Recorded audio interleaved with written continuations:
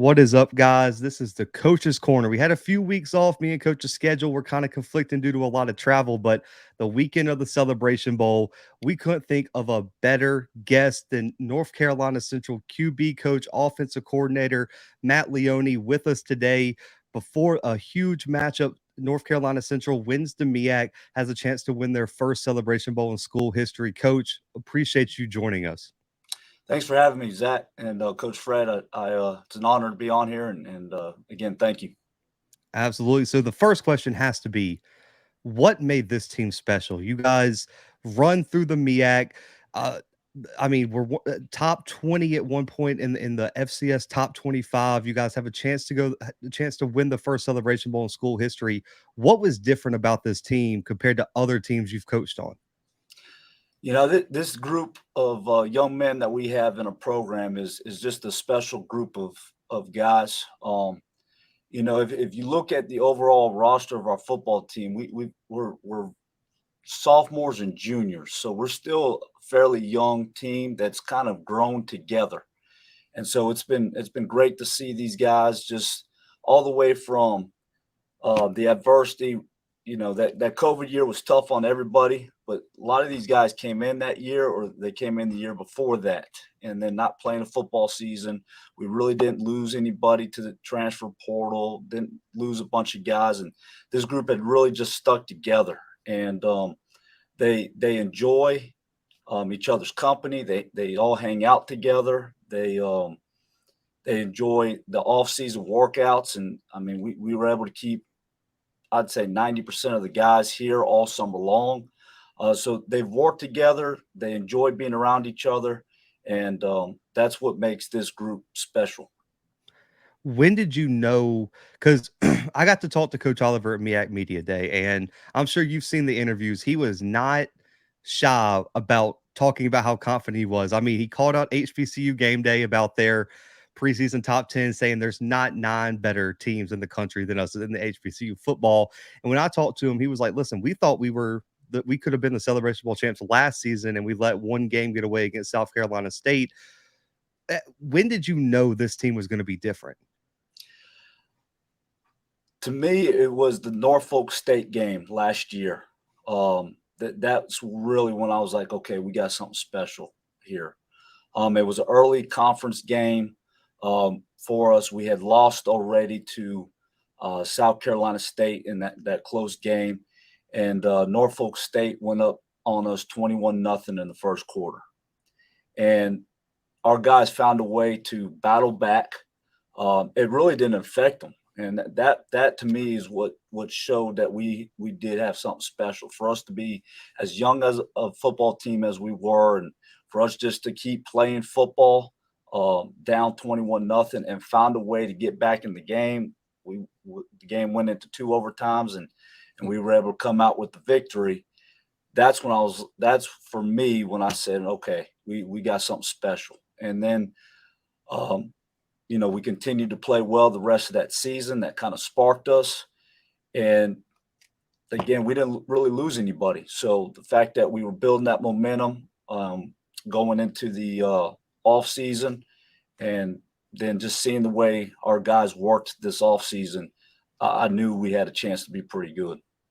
Coach Fred, I'm going to toss it to you before I get into some other questions I have, but man, take it away.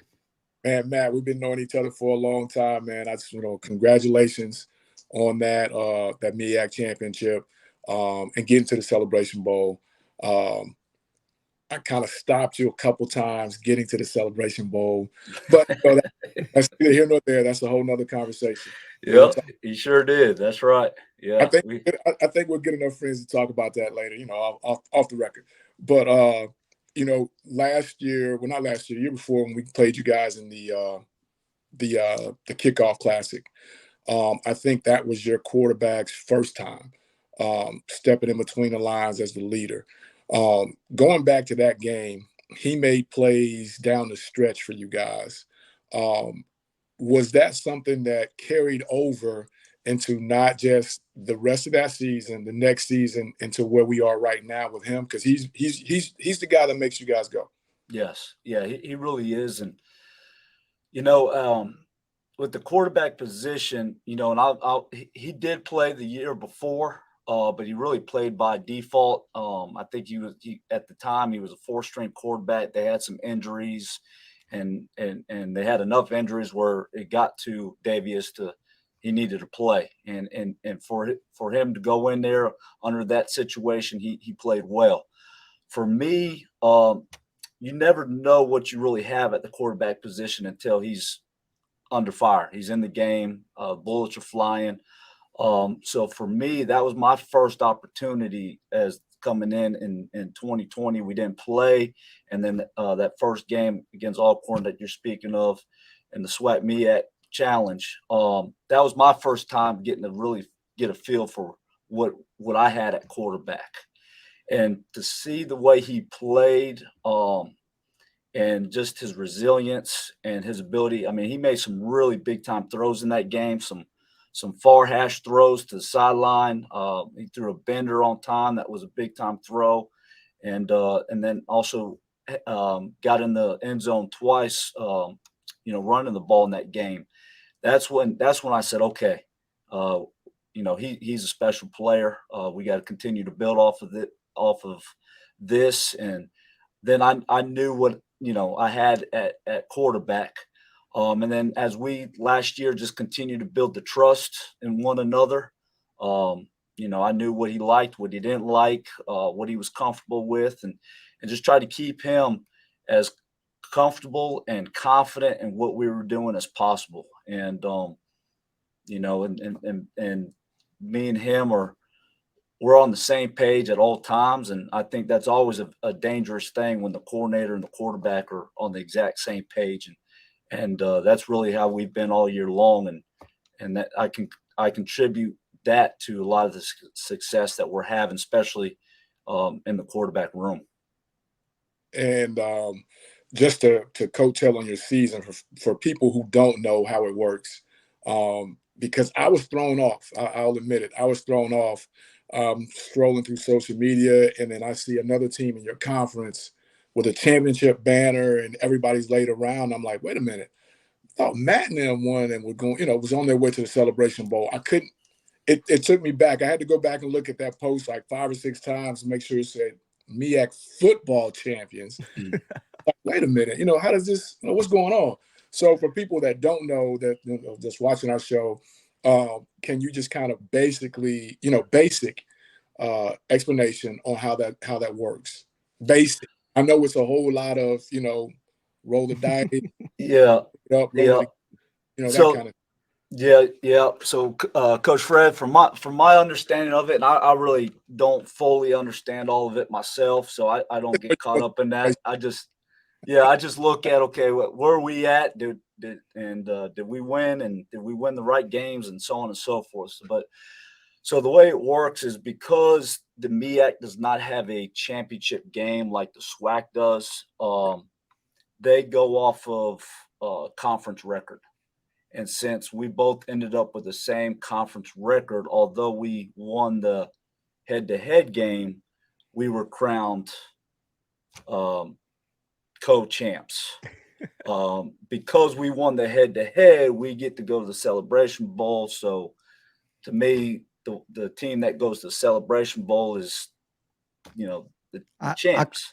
I got listen, but I'm not going to let y'all take any bullets. I'll just let it go because I took a million bullets on my show when I went off about it, because I said that Howard wasn't a real MEAC champ, and I got absolutely torched. So no need for any bullets for you guys. I took them all for y'all because I was like, I get it, because it is true where if you tie in conference record, that's for any conference in the FCS outside of the SWAC, because the SWAC is the only conference that has a SWAC championship.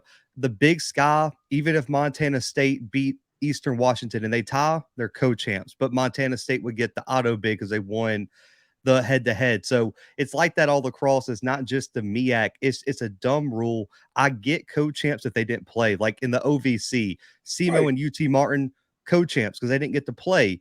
But if you have a 20-point win over the quote-unquote co-champ, it's pretty clear, in my opinion, who the champ is in that conference. Right. for that. That doesn't make any sense. You can't get a ring for that, man. Right. That's I went back and checked. I'm like, wait a minute, they beat. So why is it still?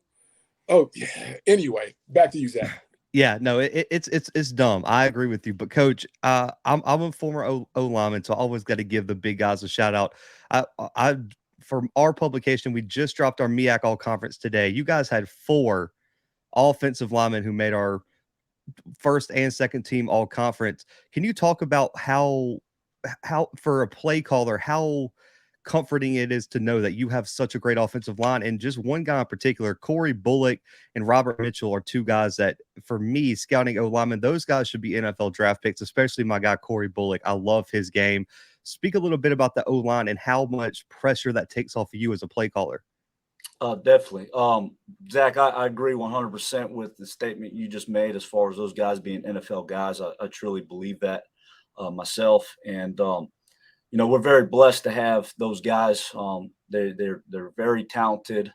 They're great athletes. You former offensive line, I'm sure you can appreciate that, but they're athletes at that position. And they do a great job, not only in their preparation, but they have high football IQs, which helps them to recognize different fronts, pressures, where things may be coming from, help communicate with the quarterback on different protection alerts. So they do a great job there. But Coach Williams, our offensive line coach, does a tremendous job with those guys. This is his first year with us, and he came in and really helped mold the offensive line. And it's been really the biggest difference. Last year, we were so banged up front. We were just finding ways to win football games, where this year we've been fortunate enough to stay healthy for the most part. And those guys have gotten to play together. And when you got 5 guys that get to play that many snaps together, you build the continuity. And that's really helped us offensively, knowing that we can run the football, knowing that we can ask our quarterback to drop back, 30 times, 40 times a game, and him not really get touched that often. That very peace of mind for me as a play caller, as you mentioned. But I can't speak enough about Corey Bullock and how he plays. Like I said, he's a tremendous athlete. He's improved in his run blocking, physicality. Rob Mitchell was the MEAC Offensive Lineman of the Year, senior. I'm very proud of him because he's had to overcome some injuries in the past. Last year he got hurt in the second game of the season, against Marshall, so we didn't have him the rest of the season. So for him to come back, he's a guy who took advantage too of that COVID year, and for him to come back and have the success he had this year, I'm very, very, very proud of him for that. And then the other guys on the offensive line, Torselli Simpkins, he's going to be just as good as Corey and Rob Mitchell.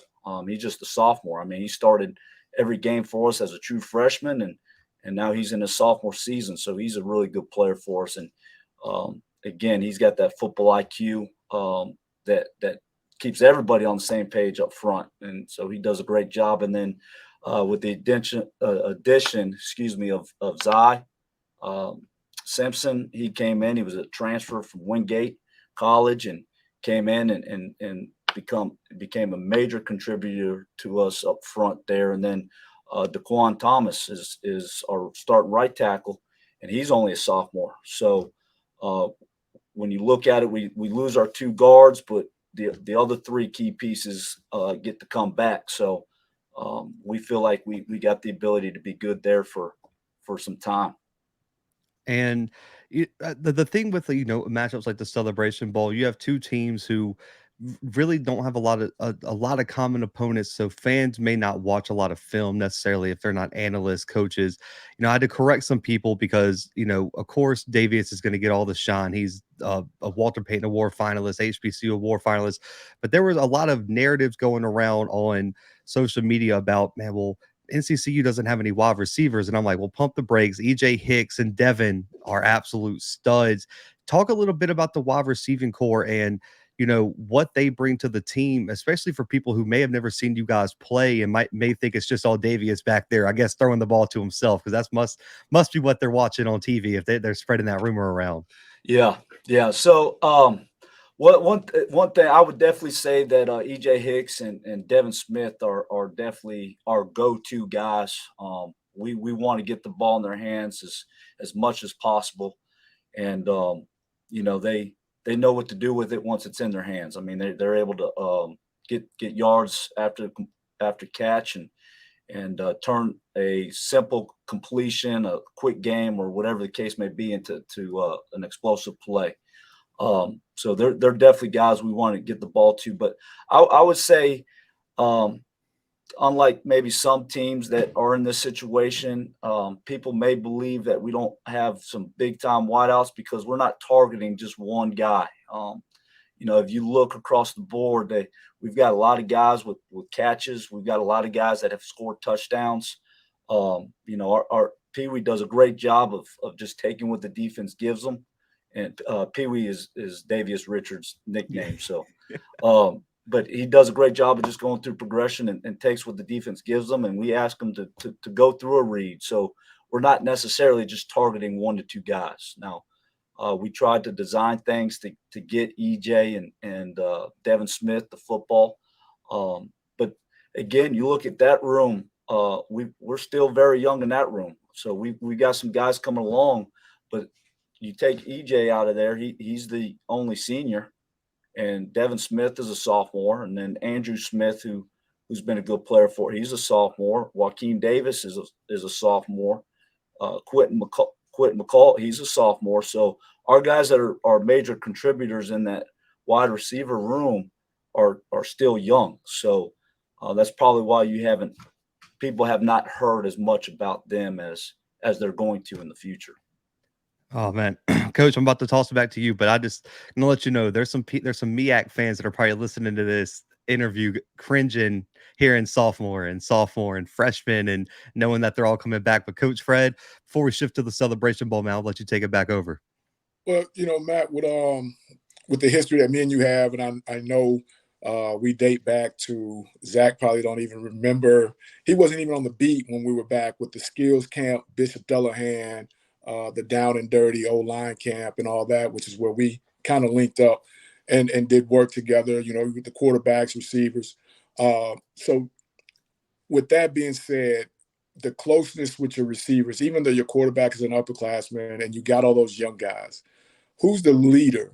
Who's the one that says, hey, let's stay a little bit after practice? Is that coming from the quarterback? Is that coming from your guys who's hungry for the knowledge in the receiver room?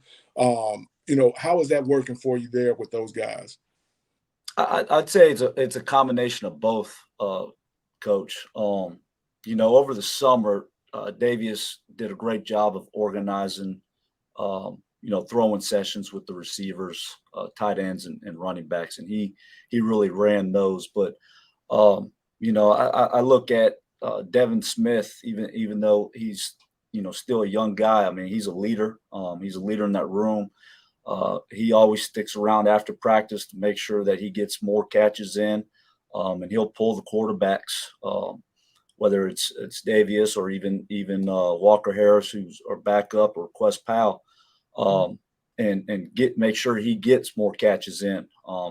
And Andrew Smith is another one that constantly stays after. So I think it's a collective group that does it. But as far as the leadership in the room, I think it starts with Davius, our quarterback, and then we've got other leaders that have done a tremendous job of making sure that the guys are all on one accord, on the same page, and getting the work in. If somebody's in a slump or not having a good day, hey, let's stay after practice and let's get some more catches in, and hey, let's work on that route. And you see them after practice, and that's, you've been around great teams yourself, championship team. That's when you got something special, when they're out there coaching each other and they're holding each other accountable, and they want to see the guy next to them be successful. And word. They taking and running by themselves. Yep. That's perfectly. I mean, you're right.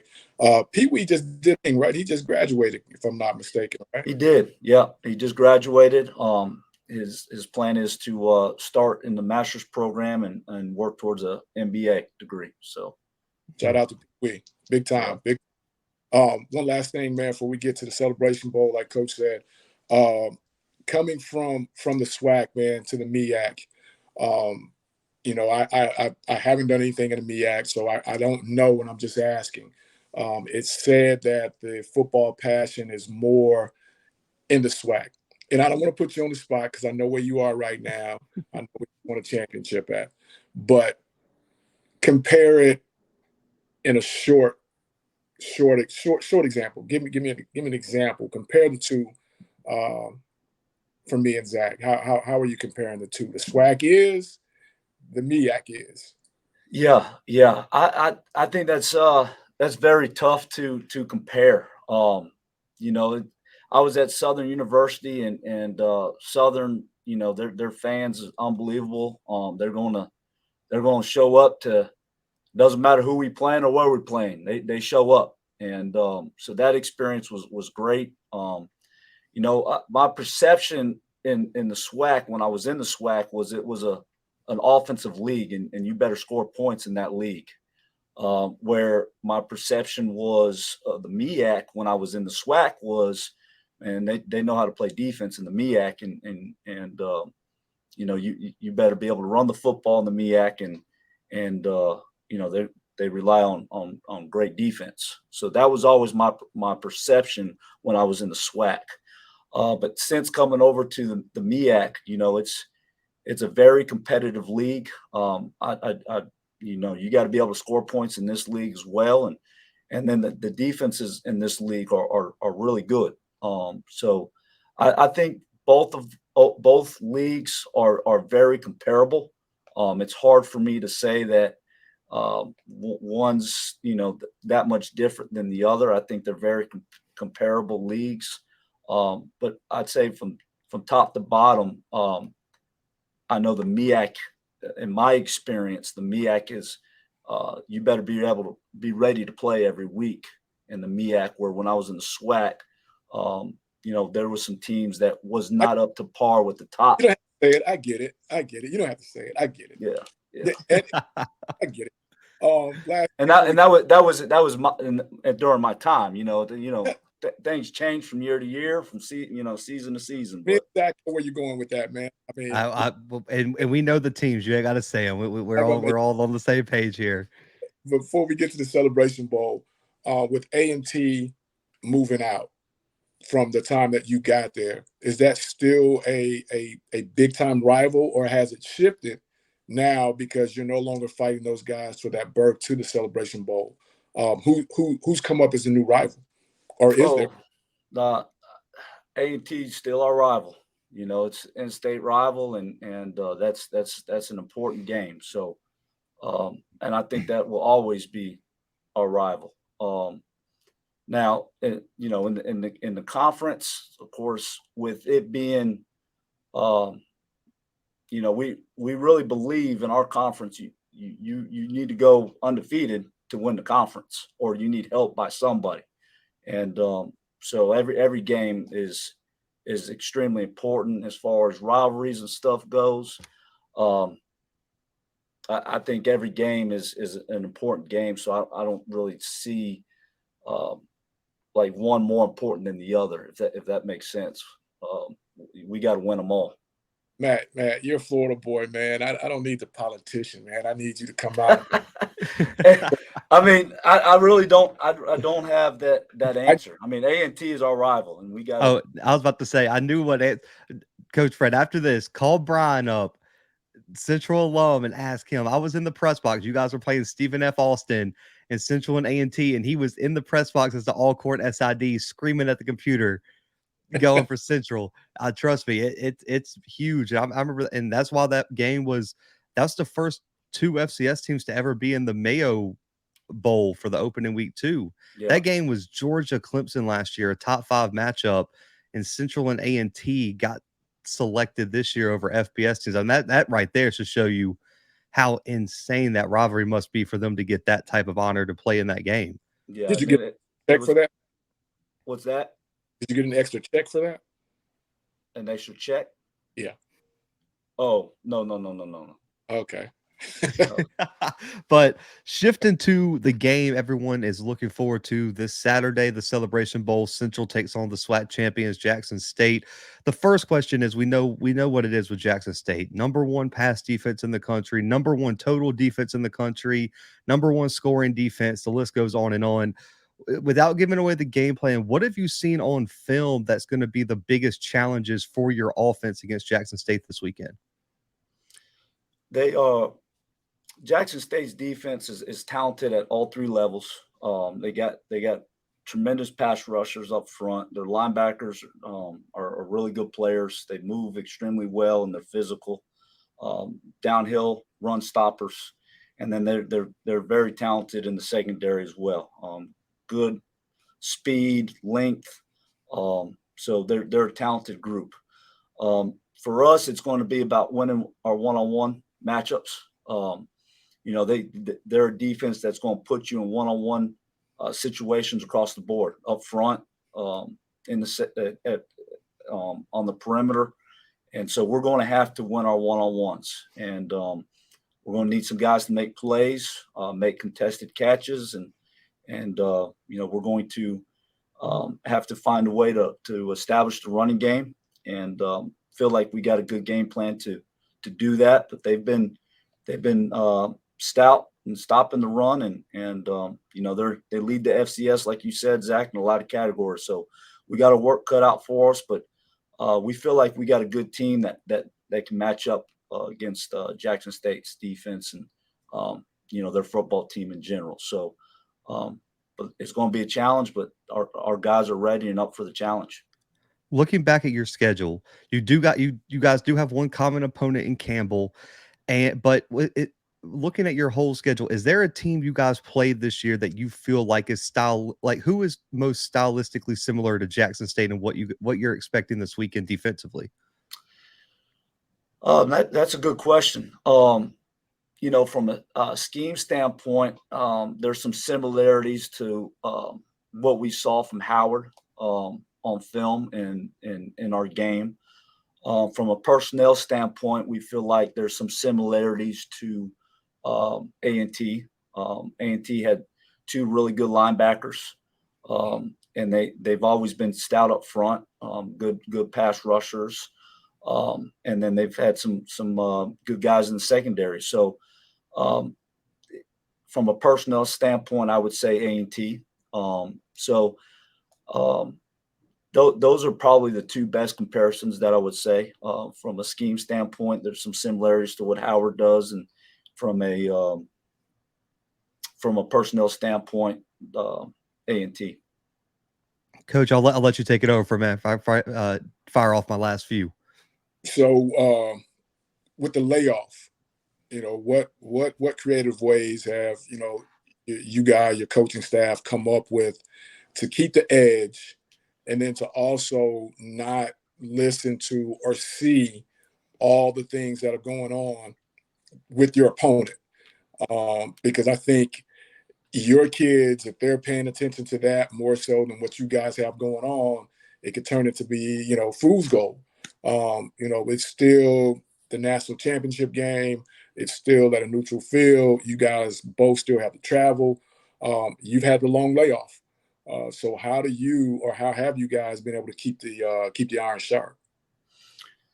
Coach Oliver, our head man, does a great job with just making sure that the message is always the same.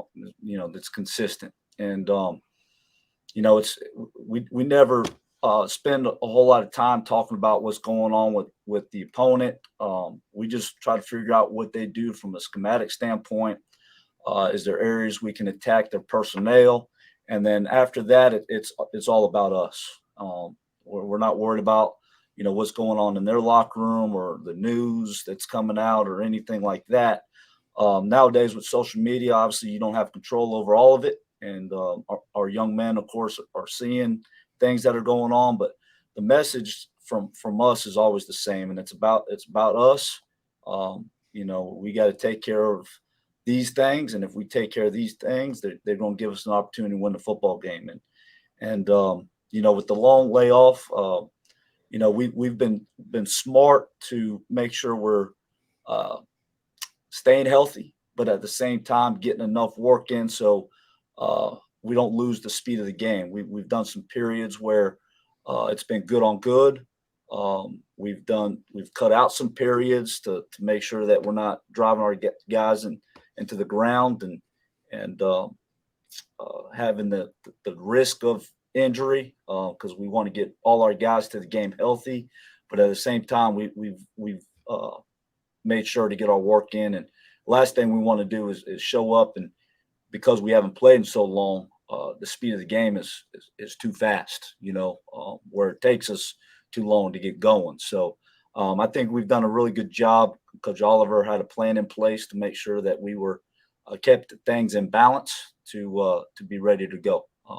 Knew when to push the gas pedal and then when to start hitting the brake a little bit. Cool. I always wonder about that because it's a period where you are still waiting to find out who you're going to play, and then you still have 2 weeks to play. Right. So how that was being that we went to the Celebration Bowl a few times. Didn't seem to slow A&T down with the rust. So I was just wondering if you guys had that same plan or what. Right.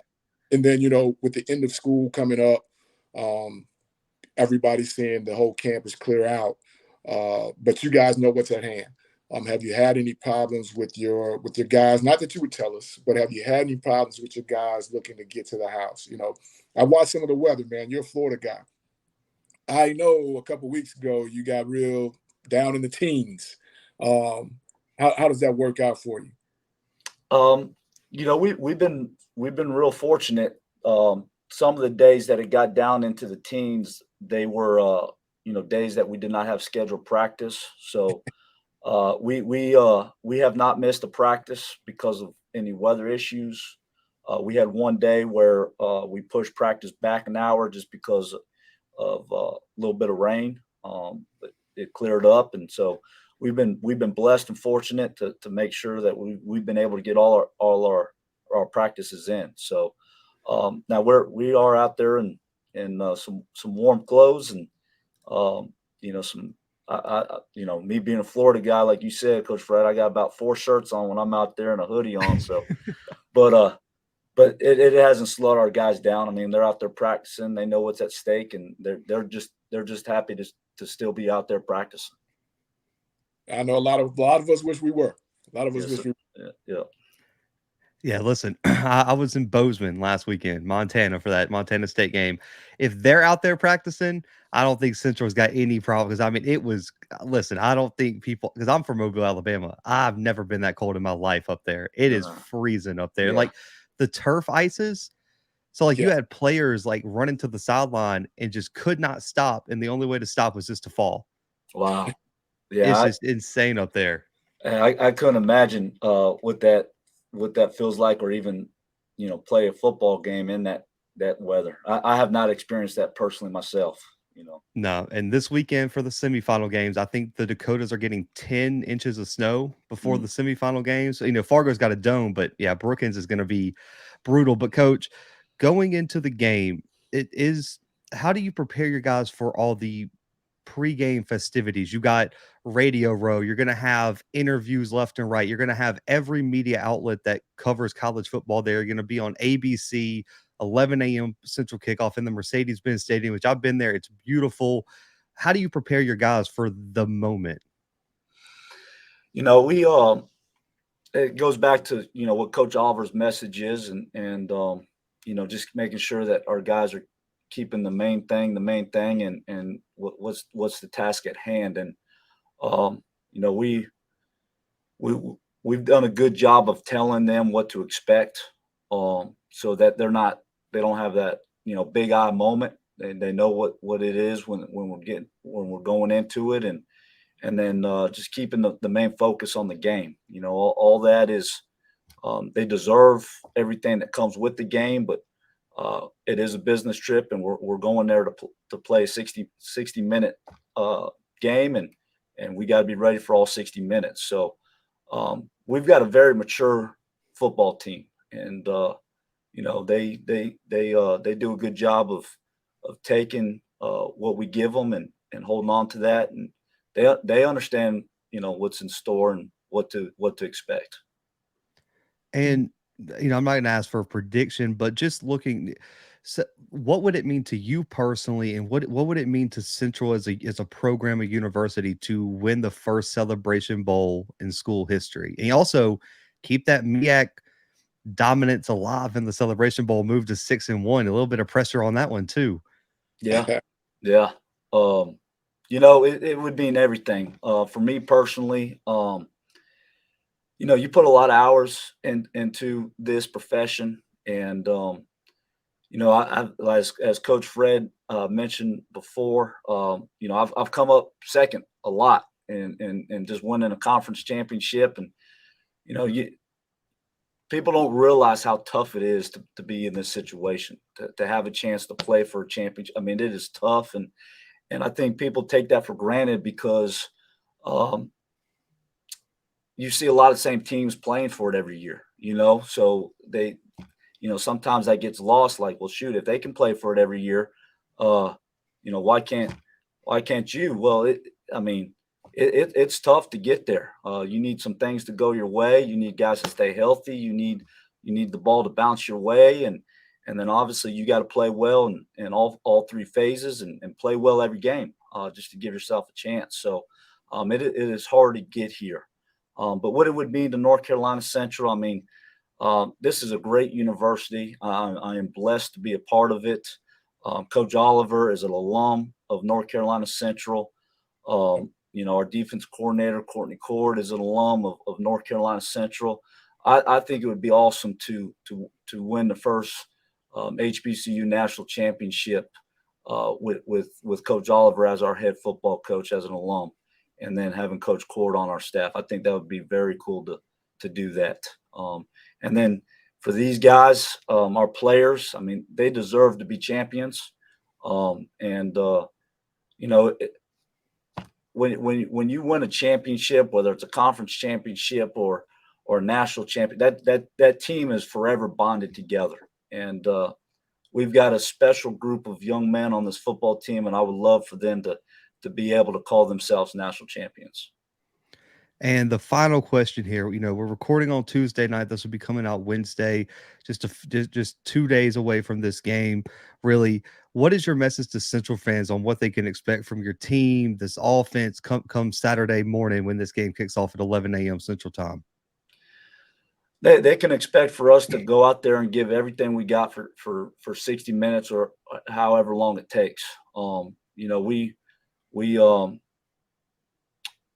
We're excited to be there, but we know what's at stake, and they can expect for us to do everything within our power to give ourselves the best chance to win the football game. And we're going to play hard. We're going to play relentless, and we're going to play together. And so that I believe that will be evident when fans are sitting in the stands, and big thing that the staff and our players, they want NCCU to have a product on the field that they're proud of, and I believe we've been able to do that this far, and we want to continue to do that.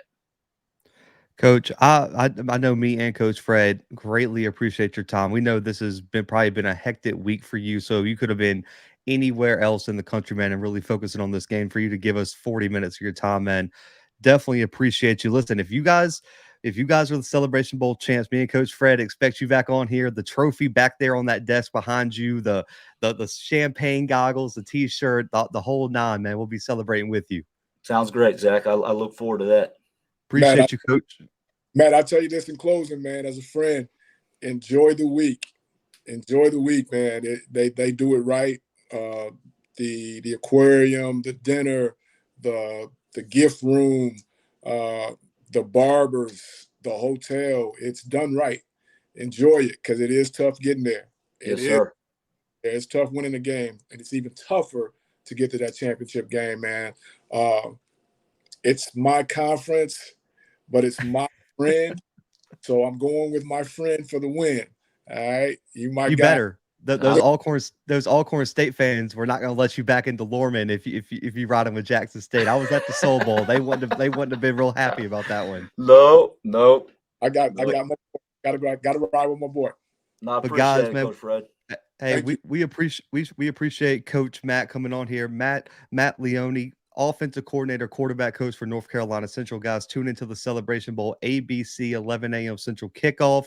For Coach Fred, for Coach Matt, for myself, and for the Blue Bloods guys, we are out for right now.